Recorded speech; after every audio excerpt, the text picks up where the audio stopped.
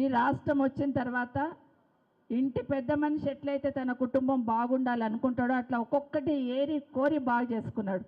మొట్టమొదటిగా ఆడబిడ్డలు బయటికి రావద్దు బిందె పట్టుకొనని ఎక్కడో ఉన్న నీళ్ళని తీసుకొచ్చి ఇంటింటికి నల్లా ద్వారా నీళ్ళు ఇచ్చిండా లేదా ఒక్కసారి ఆలోచించండి.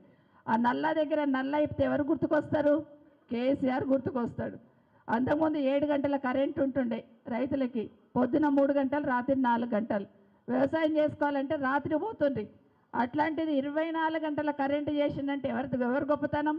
కేసీఆర్ గారు గొప్పతనం. ఇంతకుముందే చెప్తున్నారు మన జెడ్పీటీసీ గారు, మార్కెట్ కమిటీ చైర్మన్ గారు. ఇప్పుడు అప్పుడప్పుడు కట్ చేస్తూ ఉన్నారని. కట్ చేస్తున్నది వాస్తవం, కానీ 24 గంటల కరెంటు, ఉచిత కరెంటు ఎన్ని కష్టాలైనా కూడా రైతులకు ఇబ్బంది కావద్దని కేసీఆర్ చూసుకున్నాడు. ఇంతకుముందు ఎప్పుడైనా ఊళ్ళలో పెళ్లిళ్ళు అయితే కనీసం అన్నదమ్ములు కూడా ఆసరా ఇవ్వకుండ్రి. అట్లాంటిది కేసీఆర్ గారు వచ్చిన తర్వాత ఆడబిడ్డ పెళ్ళి అయితే 1,00,000 రూపాయలు ఇచ్చి చూపించినాడా లేదా? అంతకుముందు ఎవరైనా ఇచ్చున్నారా? కులం లేదు, మతం లేదు, పార్టీ లేదు. ఆడబిడ్డ పెళ్ళి అయితే చాలు 1,00,000 రూపాయలు ఇవ్వండి అని చెప్పాడు కేసీఆర్ గారు.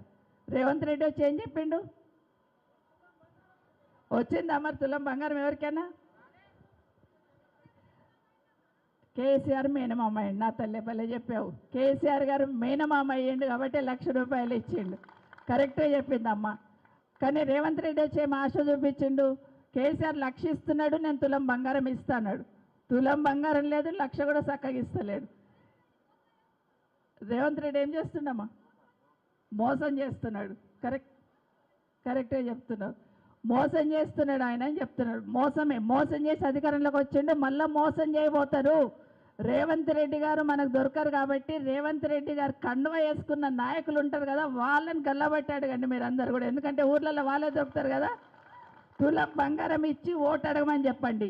15,000 ఎకరాకే ఇస్తాడు. 15,000 వేసి ఓటు అడగమని చెప్పండి. రుణమాఫీ కానోళ్ళు చాలామంది ఉన్నారు, అప్పు మాఫీ కానోళ్ళు.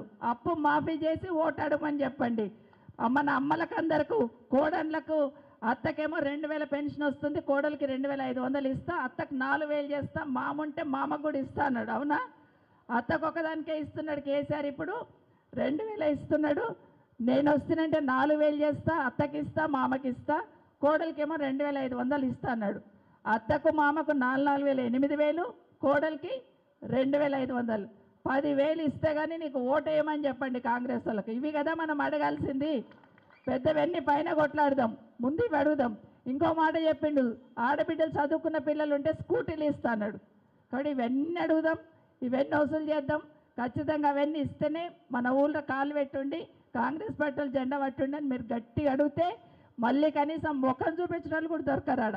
కాబట్టి మనం అందరం కూడా రేపు ఎన్నికల్లో ఏ ఎన్నికలు వచ్చినా కూడా బీఆర్ఎస్ పార్టీని, కారు గుర్తుని గెలిపించి కేసీఆర్ గారిని మరొక్కసారి ముఖ్యమంత్రి చేసుకుందామని మీకు అందరు కూడా మరొకసారి పేరు పేరున తెలియజేసుకుంటూ జై తెలంగాణ, జై కేసీఆర్.